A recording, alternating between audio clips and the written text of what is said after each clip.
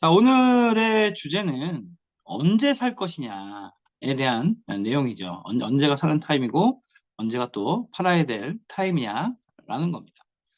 지금 뭐 누누이 말씀드리고 있지만 모든 부동산이 다 오르는 시절은 끝이 났고 또 모든 것이 다 계속해서 올라가는 시절은 끝이 난 거죠. 그러니까 부동산이 가격이 올라가는 그 이유가 이제 두 가지입니다. 그냥 올라가는 경우가 있고요. 그러니까 부동산 가지고 있으면 돈이 된다, 뭐 이런 거죠. 근데 이 부동산이 그냥 올라가는 것 같은 경우에는 경제 성장과 매우 밀접한 관계를 갖습니다. 그래서 경제가 성장되는 것만큼, 그러니까 물가가 상승되는 것만큼 오르는 거죠. 특히 물가가 올라갈 때 이 부동산은 선행 지표라고 그래서 물가가 올라가는 거를 먼저 따라서 올라가기 때문에 그래서 물가 올라가는 거 이상 오르면 올랐지 안 오르진 않죠. 자, 그런데 우리의 경제 성장률이 무섭게 올라가다가 이제는 세계 탑10 안에 들어간 시대이기 때문에 그래서 예전처럼 가파르게 모든 지역이 다 오르는 시절은 끝이 났죠. 그럼 이제 두 번째, 그러니까 부동산이 왜 오르느냐? 두 번째는 바로 경제 정책 또는 뭐 지역의 발전 이런 것들 때문에 그렇습니다. 그러니까 실제로 그 지역이 옛날 그 지역이 아닌 또 그 동네가 옛날 그 동네가 아닌 것 때문에 교통이 달라지고 또 입지가 달라지고 회사가 달라지고 또 용도가 달라지고 뭐 이런 것들 때문에 오르게 되죠. 그래서 이제는 우리가 경제가 급격하게 성장하는 시대는 끝이 났기 때문에 그래서 올라갈 지역 을 선택해서 우리가 부동산 투자를 해야지. 그래야지만 부동산을 짧은 시간 안에 가장 많은 차익을 볼 수 있겠죠. 근데 모든 지역이 시간이 지났다고 해서 계속 달라지는 건 아니거든요. 어떤 동네는 10년이 지나든 20년이 지나든 발전 없이 계속 그 모습이 그대로 유지되는 지역이 있고요. 그다음에 또 어떤 동네는 이미 모든 개발이 끝이 나서 그 모습이 계속 유지되는 그러한 동네들도 존재합니다. 그렇기 때문에 어떤 동네가 됐든 계속 그 모습을 유지하고 있는 곳에다가 투자를 했다고 하면 내 돈의 가치는 그냥 겨우 물가 상승률 정도 따라가는 정도로 그 동네가 개발될 때까지 그냥 묵혀둬야 되는 거고. 특히 개발이 다 완료된 동네는 그 동네가 다시 한번 점프업 할 때까지는 시간이 매우 많이 걸리기 때문에 매우 많은 시간들이 그냥 돈이 묵혀 있어야 되는 결과를 가져오겠죠. 그렇기 때문에 제일 좋은 건 이제 개발을 앞둔 아니면 개발이라는 게 한 뭐 1, 2년 사이에 확 개발되는 게 아니니까 개발이 진행 중에 있는 이런 동네를 찾아 들어가야 되겠죠. 그리고 그 동네에도 다양한 물건이 존재합니다. 물건의 종류도 존재하고 종목도 존재하고 그렇다면 그 시점에 가장 짧은 시간 안에 가장 짧은 시간 안에 최소의 비용으로 올라갈 수 있는 게 무엇이 있겠느냐라는 것들을 오늘 이 시간에 함께 이야기를 나눠볼까 합니다. 그리고 제가 이제 주로 생각하는 오늘 이제 가장 전달하고 싶은 메시지는 좀 후반기에 제가 이 강의 후반에 말씀을 드리겠습니다. 네, 뒤늦게 들어오시는 분들이 좀 계시기 때문에 최소한 이거라도 들어야 되지 않을까라고 해서 강의 후반부에 중요한 정보는 말씀을 드리겠습니다. 자, 그러면 사전 정보로 먼저 좀 이야기를 나눠야 될 건 뭐냐면 우리가 관점을 어디에다 둬야 되느냐에 따라서 선택하는 종목이 달라지고 우리 선택하는 종목을 대하는 자세가 달라집니다. 그래서 관점에 대한 이야기를 좀 드릴 텐데요. 대다수 많은 분들이 부동산을 투자하실 때 물론 당장 들어가는 게 살 때 들어가죠. 살 때 들어가고 비용이 들어. 부동산이 또 저렴한 금액으로 살 수 있는 게 아니잖아요. 투자하는 것 중에서 가장 큰 금액들이다 보니까 돈이 먼저 눈에 들어오죠. 들어가야 될 돈, 내가 거기에 묶이는 돈, 이게 먼저 들어가다 보니까 관점이 사는 것에 집중이 돼요. 사는 것에. 그러면 관점의 차이 때문에 결과는 매우 많이 달라집니다. 적어도 이 저희 원대한 TV를 통해서 또 저와 함께 이렇게 말씀을 나누시는 분들은 이 관점을 사는 것에 두는 게 아니라 내가 산 물건을 파는 것까지를 생각하셔야 돼요. 그래야 물건을 보는 눈이 달라집니다. 예를 들자면 내 자녀가 공부를 매우 잘해요. 생각만 해도 기분이 좋겠죠. 그럼 아마 대학을 이제 서울대를 이제 대학에 내 아이는 공부를 매우 잘하니까 서울대를 목표로 둬야 되겠다라고 생각하시겠죠.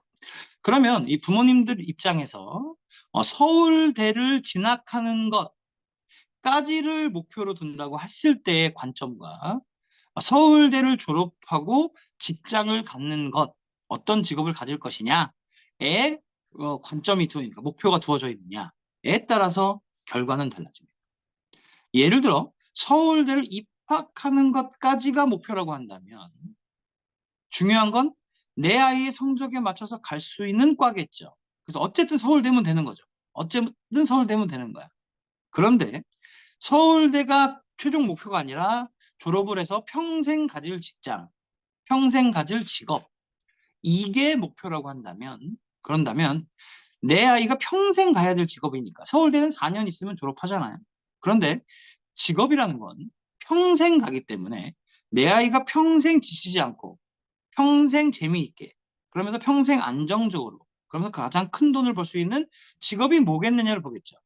그때부터 과를 우선적으로 보게 됩니다. 만약에 서울대의 그 과가 워낙에 인기 있는 과여서 서울대를 들어가는 게 힘들다고 한다면 그러면 좀 급을 낮춰서 뭐 연대라든지 고대라든지 이렇게 대학을 바꾸는 일이 생겨버리는 거죠. 그런데 만약 서울대를 입학하는 게 목표라고 한다면 과 상관없이 성적에 맞춰서 어떤 과든 서울대를 들어가려고 하겠죠. 이렇게 관점이 어디에 있느냐에 따라서 선택하는 물건지가 달라집니다. 그러면 오케이 이제 뭐 그 부동산 제 강의를 통해서 부동산은 일자리가 에너지고 일자리가 배터리고 그럼 일자리 좋은 데를 찾았어. 거기다가 지하철 따라 오르기 때문에 지하철이 개통되는 그런 곳을 찾았어. 그러면 이제 그 동네가 선정될 거 아니에요. 어떤 지역에다가 내가 투자하겠다.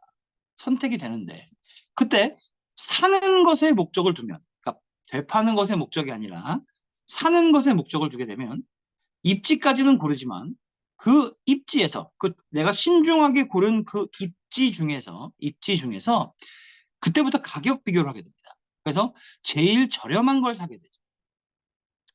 한 푼이라도 싼 거. 난 잘 골랐어. 같은 평형에 얘는 훨씬 싸라고 하는 건데 부동산에서는요. 싸고 좋은 건 존재하지 않습니다. 철저하게 그 가격이 물론 시장가에 의해 파는 사람과 사는 사람이 협의를 해서 이 금액 오케이 내가 사겠어 라고 해서 가격이 결정되긴 하지만 부동산만큼 자율시장인데도 불구하고 이 가격이 마치 정찰제처럼 발음 힘드네요. 정찰제처럼 딱 합당하게 결정되는 것만큼의 부동산 시장처럼 이렇게 합당하게 결정되는 게 없어요. 예를 들어 대로변이냐 아니면 이면도로냐 또 대로변도 코너 자리냐 아니면 일반 자리냐에 따라서 가격이 다릅니다. 다음에 역에서 100m가 떨어졌느냐 500m가 떨어졌느냐에 따라서 가격이 정말 달라요.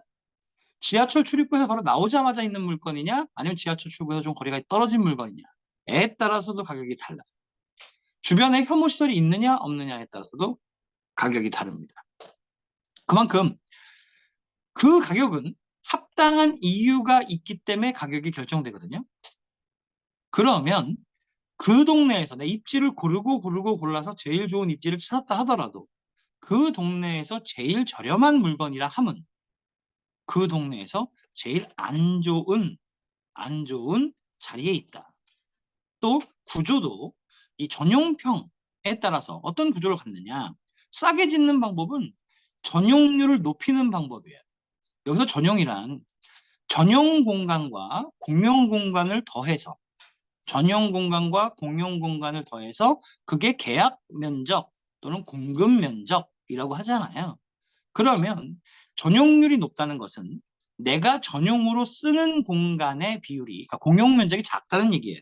전용률이 높다는 것은 공용 면적이 작다는 얘기예요. 그럼 공용 면적은 뭐냐면 엘리베이터, 복도, 주차장, 주변의 정원, 다음에 뭐 진입로, 거기다가 주민 편의시설 이런 게 전부 다 공용 면적이에요. 그러면 전용률이 그 동네에서 제일 높으면 그럼 결국은 전용 면적이 크고 공용 면적이 매우 작으면 결국 계약 면적이 좀 작아지겠죠. 그렇게 따진다고 하면 같은 값이어도 좀 더 넓은 평수에 살 수 있기 때문에 보통 저렴한 것들이 전용률이 높고 공용 면적이 작습니다. 그러면 쉽게 설명해서 이렇게 이해하시면 돼요. 전용률이 높다라는 것은 그 동네에서 최고의 비싼 물건, 고급 퀄리티, 럭셔리한 물건이 아니라는 거죠. 전용률이 높다라는 것은 저렴하다라고 보시면 돼요. 싼 물건이라고 보시면 돼요. 생각해 보실게요. 강남에서 럭셔리 하이엔드급이야. 그러려면 뭐가 있어야 되나요?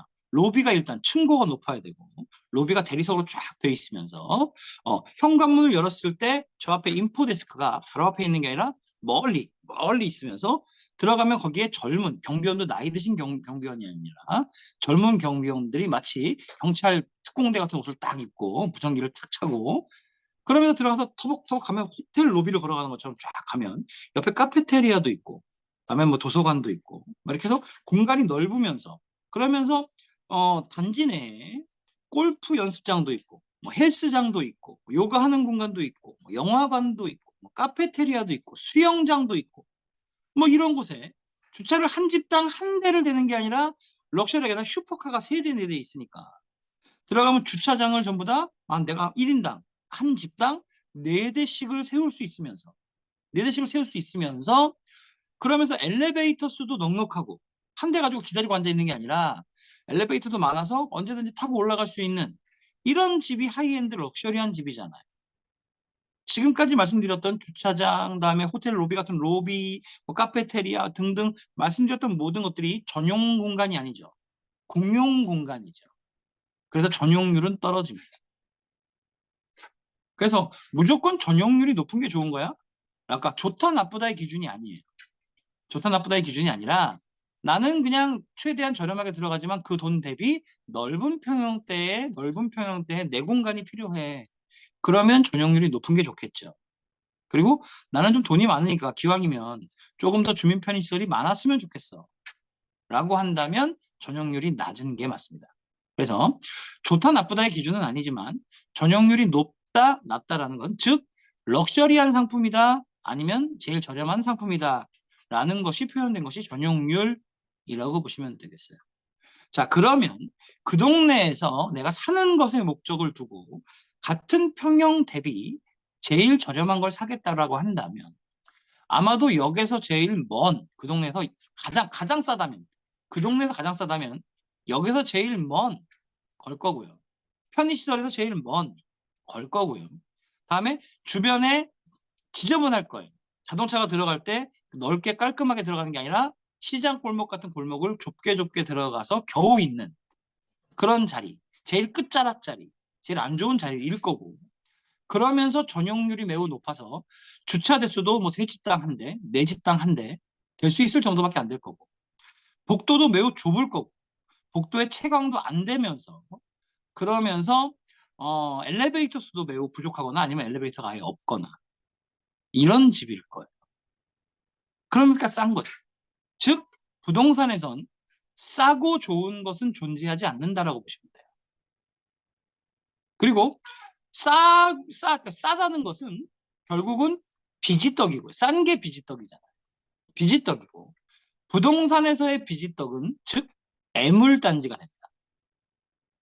그러면 이 애물단지가 나중에 이제 그 동네가 잘 되면 팔려나가는 물건들이 있을 거예요. 팔릴 텐데 우리가 되팔아야 돈이 되는 거잖아요.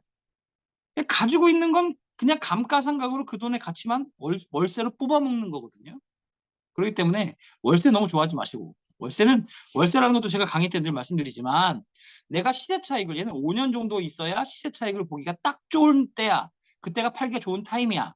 그럼 5년 동안 그냥 알돈으로 다 내 돈으로 들어가 있는 게 아니라 대출은 대출대로 끼고 있으면서 대출을 끼고 있으면 이자가 발생하잖아요. 그 이자를 메우는 게 월세다라고 보시면 돼요. 또 대출이 싫으니까 뭐예요? 대출 금액만큼을 전세를 놓는 거죠. 그러면 들어가는 돈도 없고 받는 돈도 없고 그냥 편안하게 해.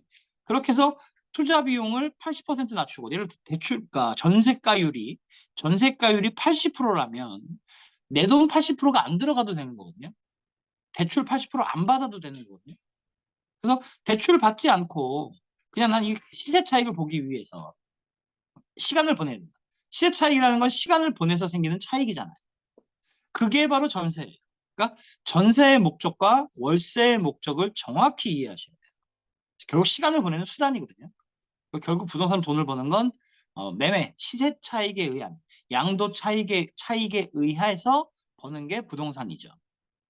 그러면 이제 내가 되팔아야 되는데 되팔 때 내놓는 물건이 족족 다 나가는 동네도 있겠습니다만 예를 들어 거래가 그렇게 잘 되지 않는 동네도 거래량이 제로는 아니에요. 무언가는 팔려요. 다음에 거래량이 굉장히 높아도 무언가는 안 팔리는 동네가 있어요. 그러니까 모든 게 다 거래가 되거나 모든 게 다 거래가 되지 않거나 하지 않아요. 그러니까 거래량이 있죠. 그러면 팔 때 뭐가 팔릴까? 팔릴 만한 물건이 팔리겠죠. 그 동네에서 그래도 연식이 오래되지 않으면서. 보면 우리 뭐 직방이 됐든 네이버 부동산이 됐든 다방이 됐든 보면 언제가 준공 연도인지가 나옵니다. 하다못해 우리가 중고차를 사더라도 신차급 중고차를 사고 싶잖아요. 2년 지난 거, 4년 지난 거, 아니면 서비스 기간이 남아 있는 거. 이거 찾잖아요. 여러분 중고차 찾으실 때 20년 지난 중고차 사시나요? 안 사잖아요. 반드시 고장 나니까. 얼마 못 가서 퍼지니까. 내가 폐차 시켜야 되니까. 안 사잖아요. 마찬가지로 집도 연식이 너무 오래돼. 물론 재개발, 재건축에 호재가 있으면 얘가 재개발이 될 거야 라고 한다면 낡을수록 좋죠. 낡을수록 좋죠. 그러면 여러분 혹시 그저 후암동 이런데 좀 집 좀 알아보셨어요? 그런데 가면 용산구장, 용산구다 보니까 거기는 재개발이 될 거라는 기대치가 매우 높거든요. 매우 높아요.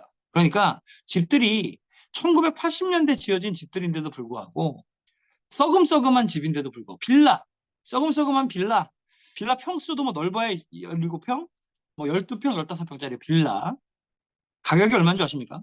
16억입니다. 16억. 왜 그런 줄 아세요? 재개발 재건축에 대한 기대 때문에 그래요. 그러니까 그동안 우리 아파트가 잘 됐던 이유도 아파트가 낡으면 재개발 재건축이 됐었거든요. 그러다 보니까 감가상각이 없이 가격 방어가 됐어요. 그러다 보니까 좋았던 거죠. 그런데 요즘은요, 인구수가 빠르게 줄고 있다. 인구수가 빠르게 줄고 있는 것에 대해서 우리가 부동산 전체가 부동산은 엄청나게 많은데 인구수는 빠르게 줄고 있으니 앞으로 가격이 폭락할 것이다 라고 생각하는 건 되게 2차원적인 이야기고요. 2차원적인 이야기고 결국은 사람들이 그 시대에 원하는 공급이 충분하지 않기 때문에 공급이 충분하지 않기 때문에 결국 선호하는 인기 있는 부동산은 유한하거든요. 무한한 게 아니에요.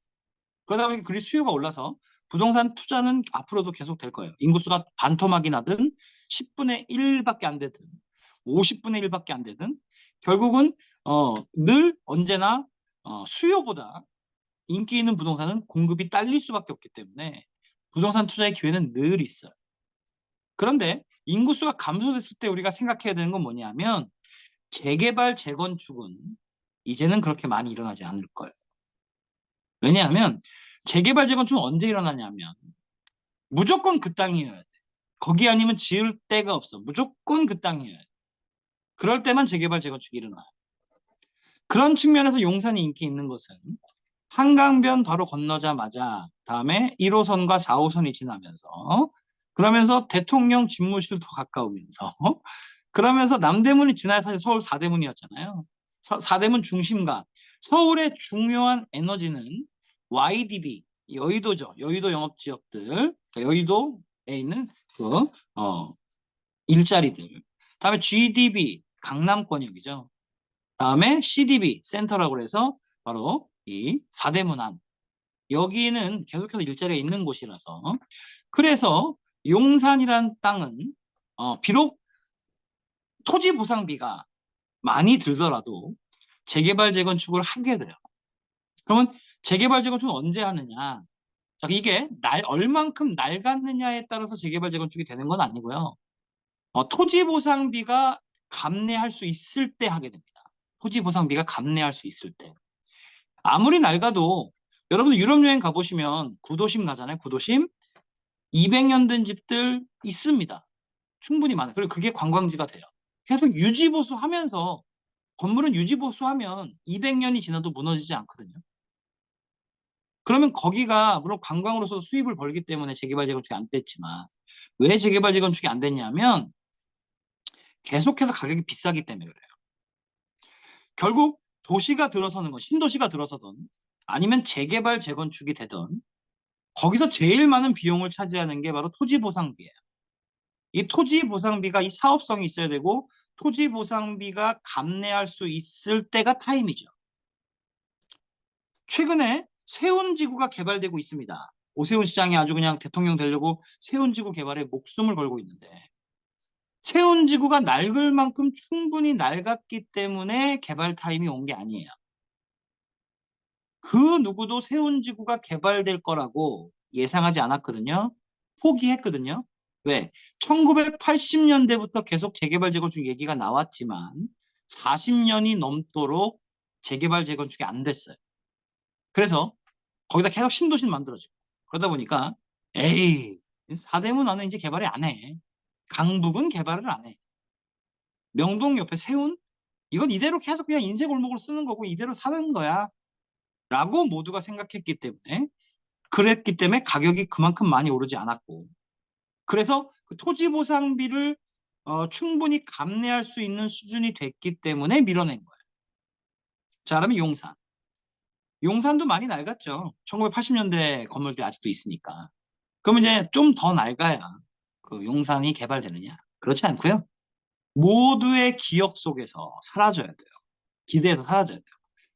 당장 용산이 개발되는 건 미군기지 부지들, 그다음에 철도 부지들. 여기는 공공의 부지이기 때문에 거기는 개발이 될 겁니다.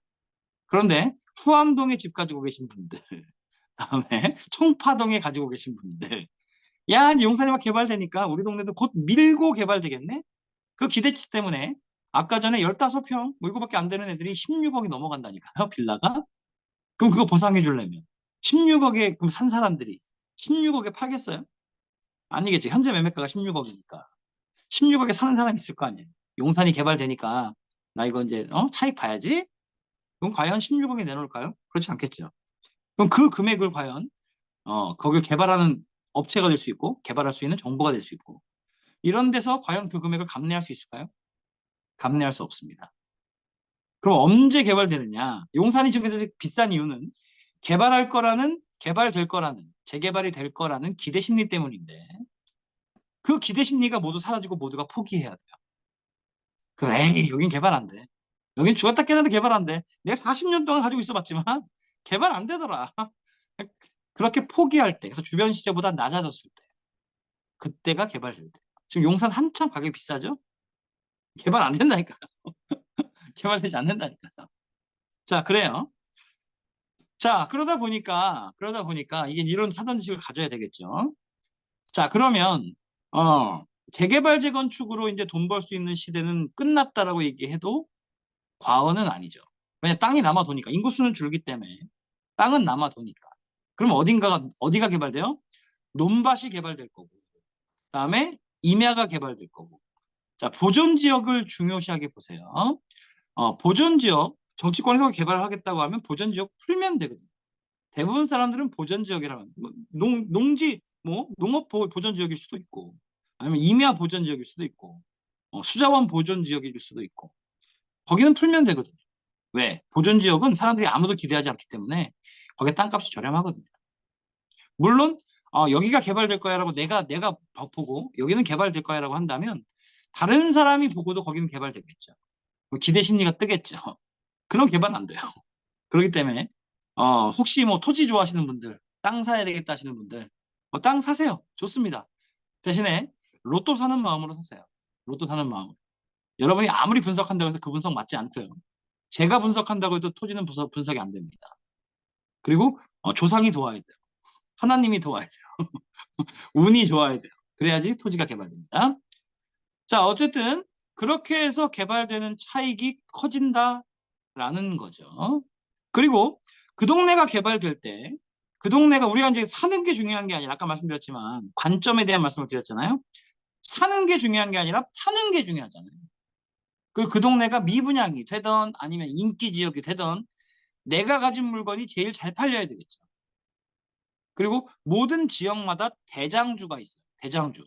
걔가 얼마냐에 따라 그 밑으로 이제 걔보다 안 좋은 물건이니까. 걔 대장주가 그 동네에서 제일 좋은 물건이잖아요. 그럼 얘 가격이 형성되면 그 가격으로부터 해서 조금씩 조금씩 질 안 좋은 것들이 가격이 형성된단 말이에요. 얘가 올라가면 따라 올라가는 거고 얘가 내려가면 따라 내려가죠. 그래서 그 동네가 제일 안 팔린다 하더라도 대장주는 거래가 됩니다. 그리고 그 동네가 제일 잘 된다면 가장 인기 있는 건 대장주죠. 그래서 내가 되파는 것에 관점이 있다면 사는 거에 관점이 있는 게 아니라 되파는 거에 관점이 있다면 대장주를 사시면 돼요. 실제로도 그렇습니다. 예를 들어 서울대. 내 자녀가 공부를 잘해서 서울대를 간다. 저는 서울대보다 중요한 건 과라고 생각해요. 물론 서울대 중에서도 제일 인기 있는 과를 공부할 만큼 그러니까 들어갈 만큼 내 아이가 공부를 잘한다면 당연히 서울대에서 제일 인기 있는 과를 가겠죠. 물론 그거보다도 더 중요한 건 내 아이의 적성에 맞나. 왜냐면 직업이라는 게 평생 가는 거잖아요. 그래서 내 아이의 적성에 잘 맞는지를 찾고 그중에서도 현재 우리 대한민국에서 제일 인기 있는 직종을 찾겠죠. 그래서 그런 과로 보내겠죠. 그런데 내 아이가 살짝 성적이 턱걸이라 서울대에서 제일 인기 없는 과는 갈 정도의 실력이긴 한데 학교의 급을 낮춘다면 내가 원하는 과를 갈 수 있다면 저는 학교의 급을 낮추겠어요. 자, 뭐냐? 여러분이 가지고 있는 돈이 현재 대한민국에서 제일 인기 있는 지역에 제일 비싼 지역에서 대장주를 살 수 있는 돈이라면 그거 사시면 돼요. 근데 그거보다 좀 부족해. 그러면 그 동네보다는 조금 떨어지는 곳에서 대장주를 사셔야 돼요.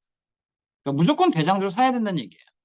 내 돈에 맞춰서 무조건 그 지역을 정해놓고 그 지역에서 내 돈에 맞추지 마시고 내 돈을 보시고 거기서 대장주를 살 수 있는 동네가 어디냐를 보셔야 된다는 거죠. 그래야 되팔기가 좋아요. 어디고 팔리니까. 시세 차익은 어디고 나니까. 그래서 대장주를 찾아야 된다라는 겁니다. 자, 오늘은 제가 좀 사진을 몇 장을 그동안 계속 이제 말씀만 드렸는데 오늘은 사진 몇 장을 좀 준비해 봤습니다. 자, 사진 몇 장을 좀 준비해 봤는데 자, 잘 보이시나요? 자, 잘 보이세요? 반사가 좀 되네요. 이렇게 하면 잘 보이네요. 네, 잘 보여요. 네. 무슨 낚시터 같죠? 네, 네, 낚시터 같아요. 그죠? 네, 여기 광가 만약에 같아요. 산다면 사시겠어요? 안 사시겠어요? 저는 안 사요. 안 사세요? 전 안 난, 사요. 난, 난 살 건데. 왜요? 이게 뭐냐면요. 네. 여기에요. 오, 오, 광교호수의 옛날 모습입니다. 아, 진짜요? 헐, 대박. 아까 보셨던 게 광교호수예요. 아, 거기가요? 우와, 자, 그럼 대박이네요. 보세요. 그럼 더 다시 사야 되겠네요. 자, 와, 요거 사시겠어요? 안 사시겠어요? 대박. 요거 사시겠어요? 안 사시겠어요? 돈 있으면 사야죠. 이게 어디냐면요. 네, 여기입니다. 강남역 사거리. 우와, 대박. 우와, 이렇게 바뀐 거예요? 우와, 대박이다. 와, 자, 또 저 시대 때 보여드릴까요? 안 살아가지고, 와, 짱이네요. 자, 위에 보이시는 사진은 마곡동 개발되기 전의 사진이고요. 밑에는 아, 마곡동 네. 개발된 다음의 사진이에요. 우와, 자, 그럼 대박이다. 돈은 누가 벌었을까요? 지금 현재 강남역 삐까뻔쩍한 걸 지금 사시는 분들 물론 벌겠지만 누가 많이 네, 벌었겠어요? 그 전에 안, 사셨잖아요. 전에 사신 분들이 버는 거예요.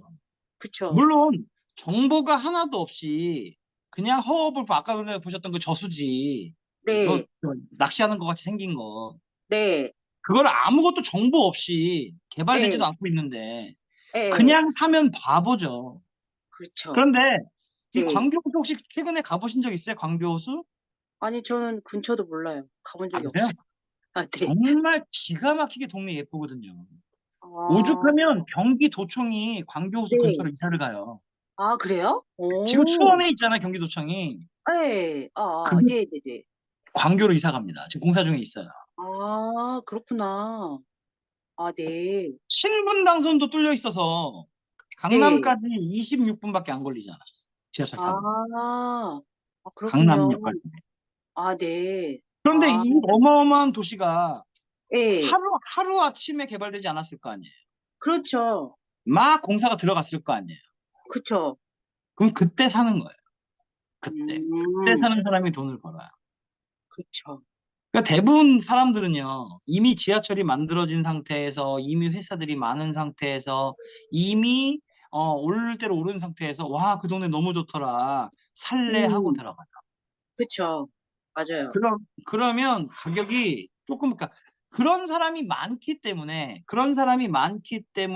우리 같이 먼저 움직이는 사람들이 누구한테 파느냐? 다 만들어진 다음에 그 동네, 너무 좋아. 그 동네 살래 하는 사람들에게 파는 거예요.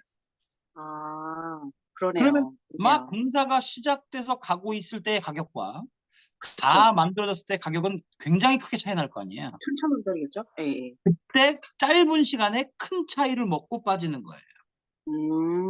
그래서 그러네요. 부동산 조금만 알면 음, 아마추어 분들이 부분 다 만들어진 거 사시는 거고, 그 아마추어 분 같이 다 만들어진 거 네네네. 사는 사람들이 워낙 많기 때문에 음, 저희 같은 사람들이 돈을 벌 수 있는 거죠.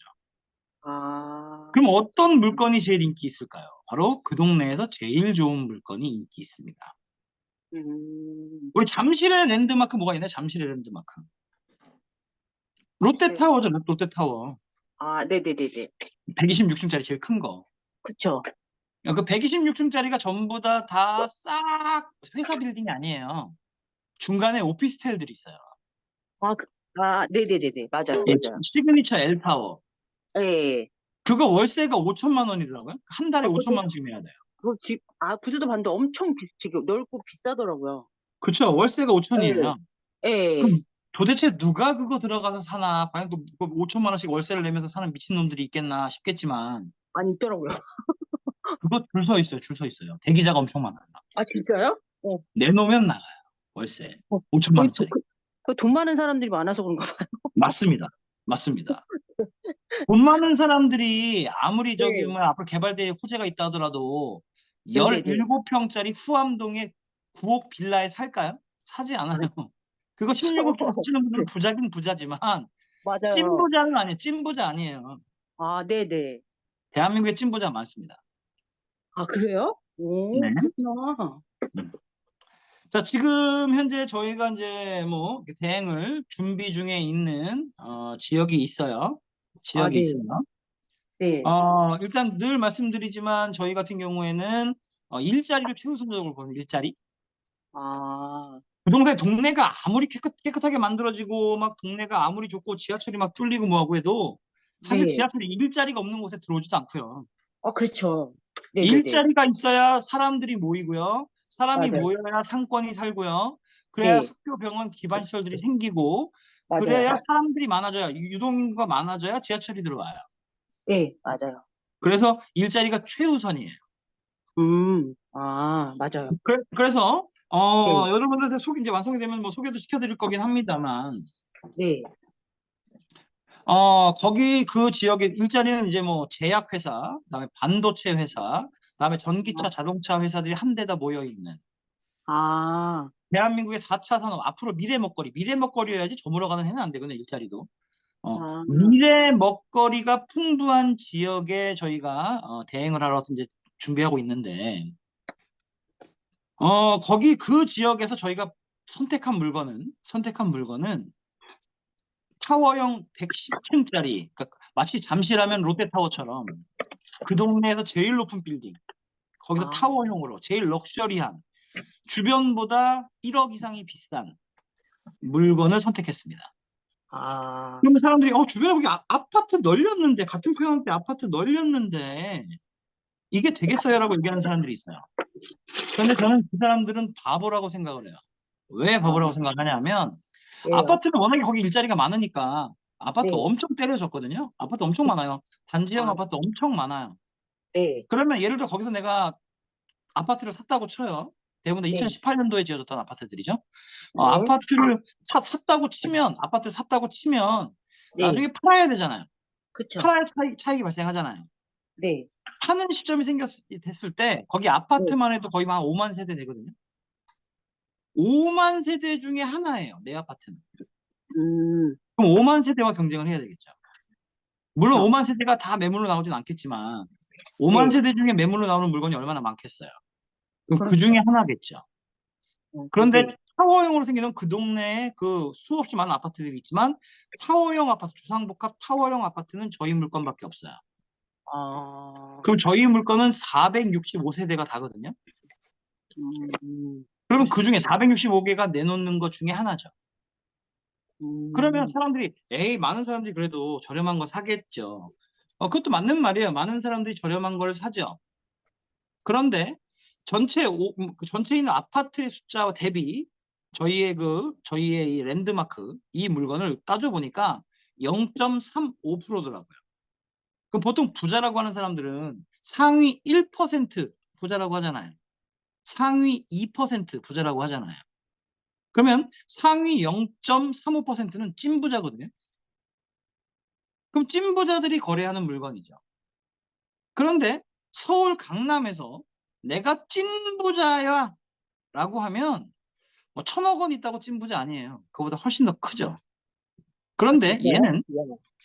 네. 얘는 일자리가 그렇게 많음에도 불구하고 그 동네에서 찐부자 탑 에이스 제일 비싼 거 5억 되면 됩니다.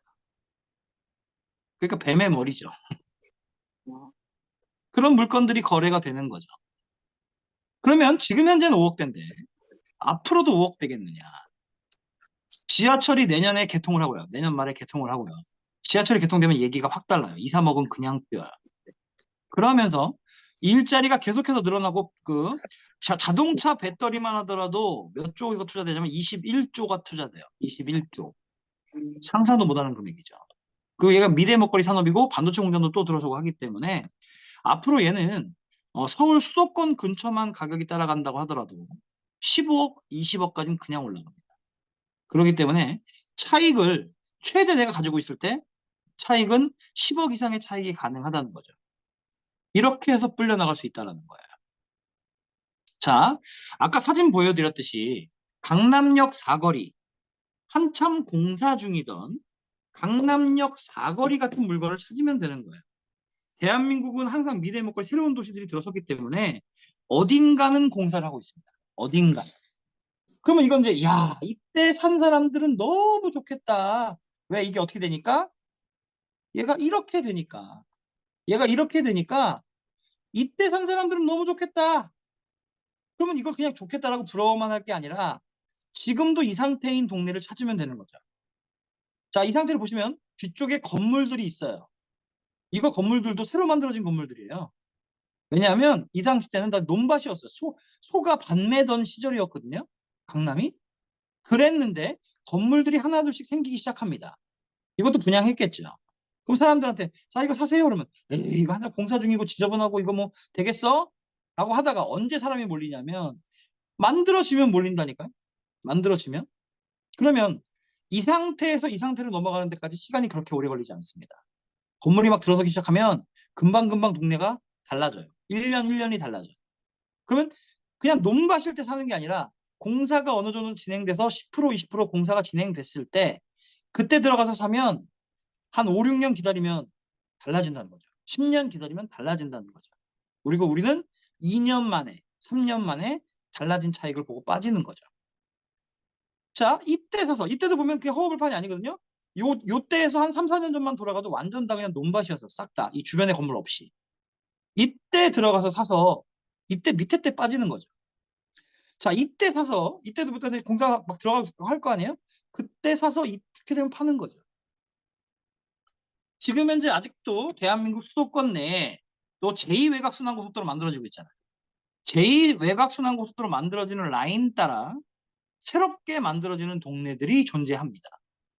그런 존재들을 하는 물건지들은 요즘 부동산이 뭐 10억, 20억, 말도 아니잖아요. 그렇게 되는 물건이 아니라 5억에, 뭐 4억에 충분히 거래할 수 있는 물건들이 있고요. 그리고 우리가 늘상 말씀드리지만 전매에 대해서 말씀드리잖아요. 전매라는 건 분양 물건이잖아요. 분양 물건. 지금 현재처럼 금리가 높을 때는 방법은 두 가지입니다.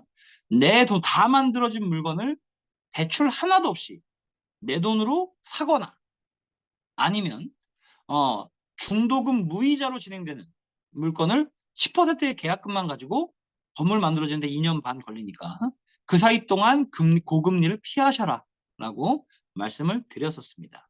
그래서 어떤 타임에 사야 되는지, 그리고 팔 때는 어떻게 팔아야 되는지. 아, 참. 오늘 그 약속을 좀 드렸었던 내용들이 있었는데 전매 방법에 대해서 좀 말씀을 드리려고 했어요. 그래서 오늘 들어와서 전매 방법을 꼭 듣겠다라고 하셨던 분들이 계셨는데 아무도 안 들어오셨네? 한번 볼까요? 예. 전매 방법을 얘기를 듣겠다라고 얘기하셨던 분들이 아무도 안 들어오셨네요. 아주 겁이 안 나시나 보네. 한 1년 반 정도 전에 저를 통해서 물건을 사셨던 분들이 이제 전매 시기가 다가오고 있어요. 전매 시기가 다가오고 있어서 슬슬 이제 쫄리기 시작합니다. 이게 전매도 한 번, 두 번 해보면 방법을 알아서 안 쫄리거든요. 당연히 그런 건데. 그런데 이제 전매를 이제 막 처음으로 해보시는 분들. 처음 하는 건 무조건 겁이 나요. 우리 결혼도요. 결혼도 처음 결혼하면 겁이 나요. 근데 엄영수 씨처럼 세 번, 네 번 하면 겁 안 납니다. 아, 진짜요?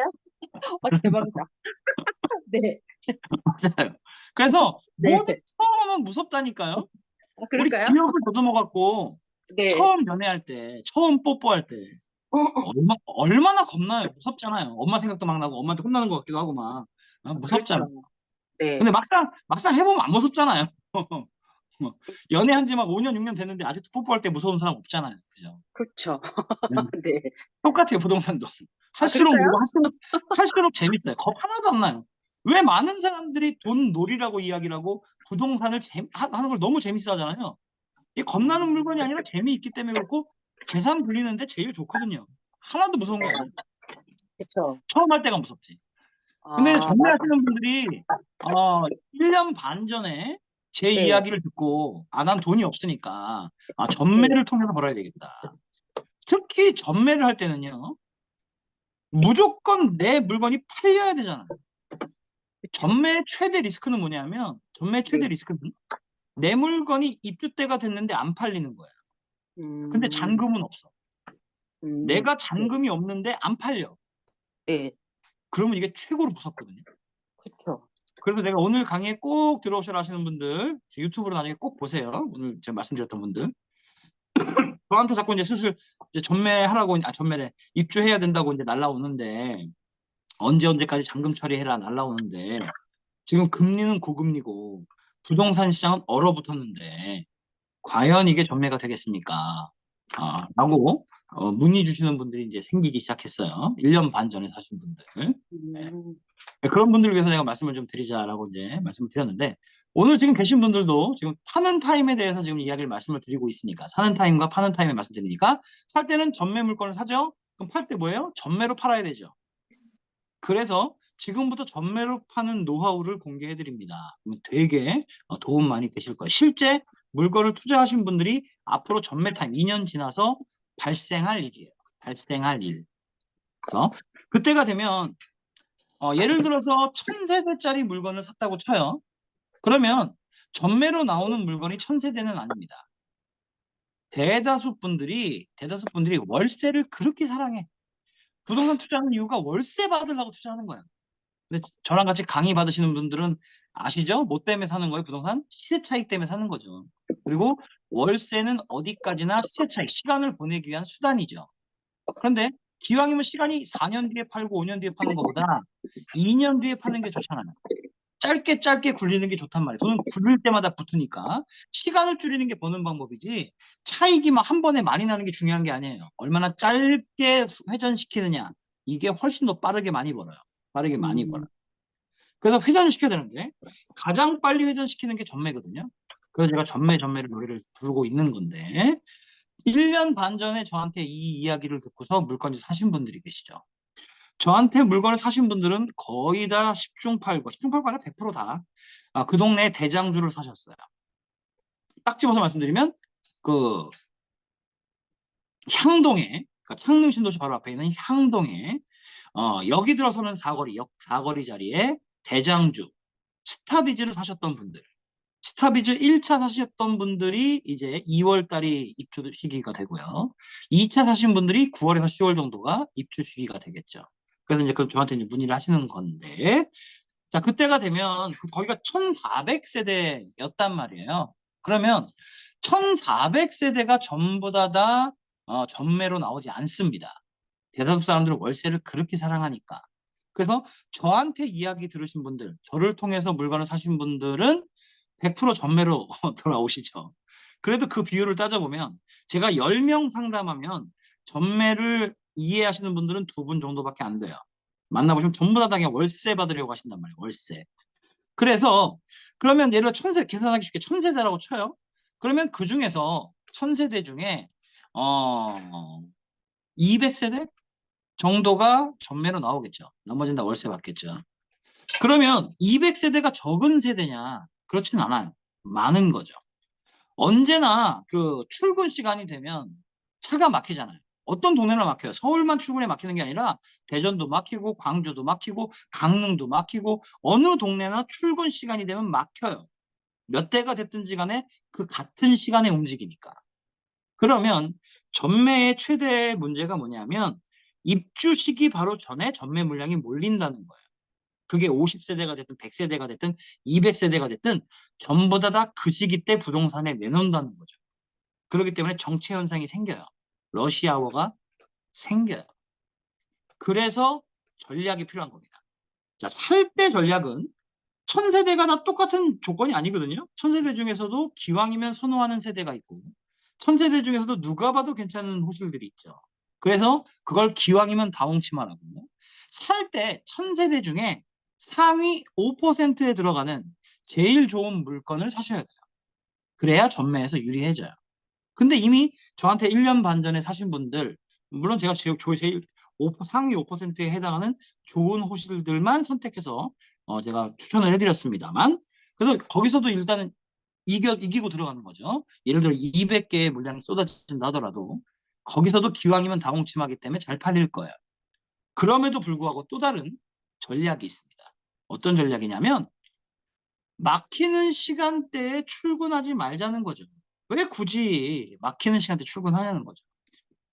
지각하면 벌금이 있죠. 지각하면 벌금이 있죠. 한 번 지각했다고 회사 퇴사당하지 않아요. 대신에 욕 한 번 얻어먹는 거고 또는 뭐 벌금 내는 거죠. 벌금 내는 거죠. 벌금을 내자는 거죠.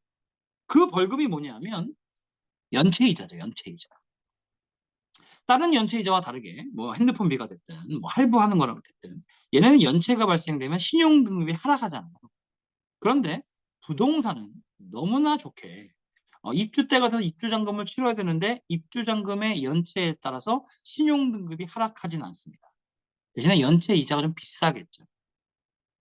그걸 물자는 거예요.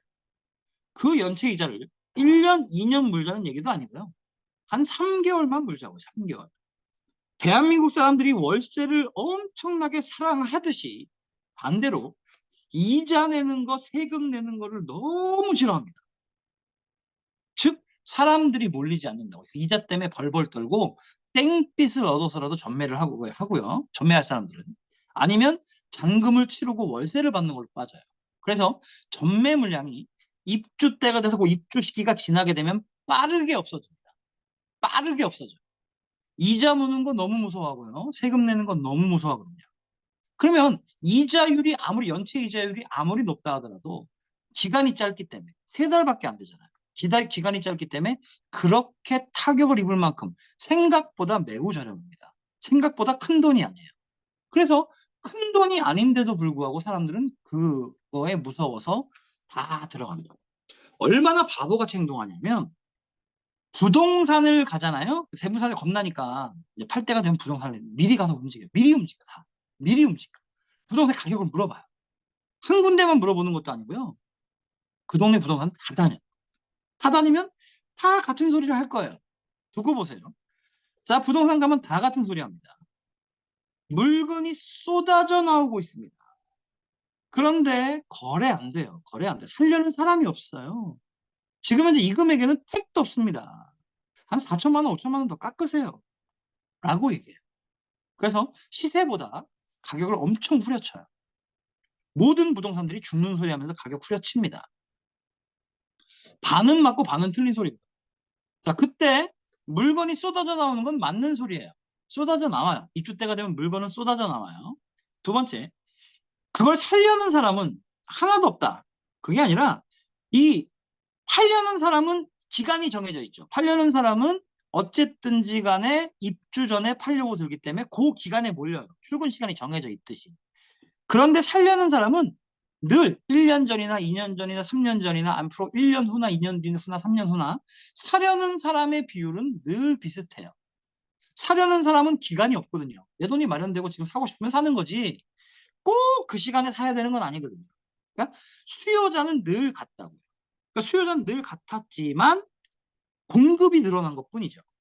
그 공급하는 사람들끼리 경쟁을 하는 거죠. 자, 그래서 부동산에서 하는 얘기가 반은 맞는 거죠. 다음에 반은 틀린 게 뭐냐면 부동산도 중개 수수료만 먹어갖고서는 안 되잖아요. 그러니까 가격 깎아내고 그리고 쇼부 치면서 그 중간 마진을 먹기도 하고요. 다음에 기왕이면 이 부동산도 하나만 있는 게 아니라 그 동네에 많잖아요. 또 신도시가 들어가는 동네는 부동산이 엄청 많아요. 그럼 거기서 경쟁이잖아. 그러면 다른 데서 내놓은 것보다 내가 물건을 조금 더 싸게 내놔야 거래가 되잖아요. 그렇기 때문에 공급이라는 건 물건값, 도매로 뛰어오는 건데 이 물건값을 깎아내야 되죠. 그래야지 소매가 잘 되잖아. 그래서 깎으려는 전술이에요. 그렇기 때문에 거기에 휘말리면 안 돼. 그래서 편안한 마음으로 기다리세요. 출근 시간을 기다리세요. 입주 날짜를 기다리시는 거죠. 그때가 되고 나면 빠르게 소진돼요. 입주되고 나서 한 달, 두 달 내에 있었던 물량들이 막 소진돼요. 왜 소진되냐면 물건값을 깎으니까. 헐값에 내놓으니까. 작은 이익으로 내놓으니까. 자, 그게 다 사라지고 나면. 그게 다 사라지고 나면. 보시면 여러분 출근할 때 11시, 12시에 출근해 보셨나요? 도로 안 막히잖아요. 편안하게 출근 가능하잖아요. 자, 그 물건이 다 사라지고 나면 몰려있던 공급이 사라진다고. 없어져. 그러면서 소문이 나죠. 아, 그 동네 완판됐대. 거기 다 만들어졌는데 너무 예쁘더라. 왜냐면 이쁠 수밖에 없죠. 그 동네 대장주고 그 동네에서 제일 신축이니까. 그리고 그 동네에서 제일 좋은 위치에 입지했으니까. 그래서 찾으려는 사람들이 아, 그거 없어요? 그 물건 없어요? 라고 찾는단 말이에요. 왜냐하면 제가 판 물건이 대장주를 파니까. 제일 좋은 걸 파니까. 스타비즈가 제일 좋은 자리니까. 아시는 분들 아시잖아요. 그 옆에 만들어지는 뭐 한일타워든 뭐든 다 입주 떨어지거나 입지가 떨어지거나 모습이 떨어지거나 거기서 제일 좋은 건 스타비즈라는 건 향동에 대해서 아시는 분들은 다 아시잖아요. 저는 그 1470여 개 호실 중에 제일 좋은 걸 팔았죠. 그래서 대장주 중에 대장을 팔았어요. 대장주 중에 대장을 팔았어요. 자, 그러면 그때 부동산에 내놓습니다. 그때 한번 부동산 가보세요. 얘기가 180도 달라져 있을걸요? 어서 오십시오예요. 어서 오십시오. 근데 아직도 이 물건이 남아있다고요? 스타비즈가 남아있는 것만으로도 너무 훌륭한데 호실이 정말 기가 막힌 호실이 나와있네요? 그러면 그 물건을 사려는 작자들이 각각의 부동산들마다 달라붙을 거고요. 그러면 그 물건을 사려는 사람이 3명만 된다 하더라도 여러분은 누구에게 파시겠습니까? 3명 중에 가장 비싼 돈을 부른 사람에게 팔겠죠. 자, 입주 날짜 때는 누가 숫자가 많아요? 수요자보다 공급자가 숫자가 많죠. 그때는 어떤 경쟁이에요? 누구라도 조금 더 싸게 내놓는 게 유리한 경쟁이 되죠. 그때 내놓으시겠습니까? 아니면 팔려는 물건은 하나인데 살려는 사람이 3명, 4명, 5명, 10명이야. 이때는 경쟁이 무슨 경쟁이에요? 한 푼이라도 더 내놓는 사람이 더 비싸게 내가 사겠다고 하는 사람의 경쟁이죠. 그 경쟁에서 파시겠습니까? 차익이 많이 생겨요. 그래서 이자는 이 차익에 비해서 연체 이자는 매우 작습니다. 이게 전략이에요. 그때 파시면 됩니다. 자, 또 다른 전략은 제가 직접 상담을 하면서 모델하우스 보시면서 또 설명을 해야 되기 때문에 저를 찾아오시는 분들께 또 지금 현재 제가 하는 물건이 예전에 스타비전 섹션 오피스였잖아. 그러니까 인테리어를 자기네가 하는 거 아니야. 입주사가 하는 거 아니야, 인테리어. 그런데 지금 제가 팔고 있는 건 인테리어가 돼 있는 물건이라서 그러면 그걸 가지고 또 어떻게 또 단지 내에 그러니까 1000세대를 팔고 있다면 1000세대 중에 제일 좋은 상위 5%를 하면서 그 5% 중에 또 상위 5%로 가는 비결이 있습니다. 그래서 내 물건이 주변에 있는 물건보다 좋게 만드는 비결이 있거든요. 그 방법들을 또 설명드리겠습니다. 자, 오늘은요, 언제 사야 되느냐, 또 언제 팔아야 되느냐, 그리고 팔 때의 방법, 저희는 주로 전매를 하니까 전매의 노하우들에 대해서 설명을 드렸습니다. 자, 다음 시간에도 또 찾아뵙고 또 좋은 정보 드리도록 하겠습니다. 예, 조만간에 좀 만나 뵀으면 좋겠습니다. 다음 주에 또 뵙도록 하겠습니다. 감사합니다.